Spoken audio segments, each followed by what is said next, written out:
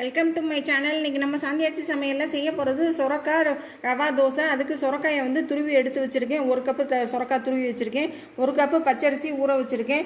எண்ணெய் தேவையான அளவு, உப்பு தேவையான அளவு, இஞ்சி கொஞ்சம், அப்புறம் வெங்காயம் கொஞ்சம், மல்லித்தலை கொஞ்சம், மிளகு சீரகம் கொஞ்சம், 2 பச்சை மிளகாய். வாங்க இப்போ வீடியோக்குள்ளே போகலாம். ரவா தோசைக்கு பச்சரிசி ஊற வச்ச பச்சரிசி, பச்சை மிளகாய், இஞ்சி, அப்புறம் சொரக்காய் இதெல்லாம் போட்டு நல்லா வலுவலுன்னு அரைச்சிட்டு வந்துடலாம். இப்போ அரைச்ச மாவு கூட தேவையான அளவு உப்பு வச்சுருக்கேன், வெங்காயம், கொத்தமல்லி, 2 உடச்சி வச்சுருக்கேன், மிளகு சீரகம்.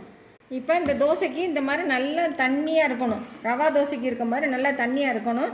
இப்போ தோசைகளை காய வச்சுட்டு எப்படி ஊற்றுறதுன்னு பார்க்கலாம். இப்போ தோசைகள் நல்லா காஞ்சிருச்சு. இப்போ இந்த மாதிரி எடுத்து ஊற்றிக்கங்க. இந்த மாதிரி ஓட்டையாக வரணும். அப்போ தான் நல்லாயிருக்கும் தோசை. இப்போ வெந்ததுக்கப்புறம் காமிக்கிறேன். இப்போ நம்மளுடைய தோசை சூப்பராக ரெடி ஆயிடுச்சு. இப்போ பாருங்கள், எடுத்துகிட்டு இப்போ காமிக்கிறேன். டிஸ்பிளேல வச்சுட்டு காமிக்கிறேன். நம்மளுடைய சொரக்காய் ரவா தோசை சூப்பராக ரெடி ஆயிடுச்சு. என்னோட சேனலை எல்லாரும் சப்ஸ்கிரைப் பண்ணுங்கள், லைக் பண்ணுங்கள், ஷேர் பண்ணுங்கள். மெயினாக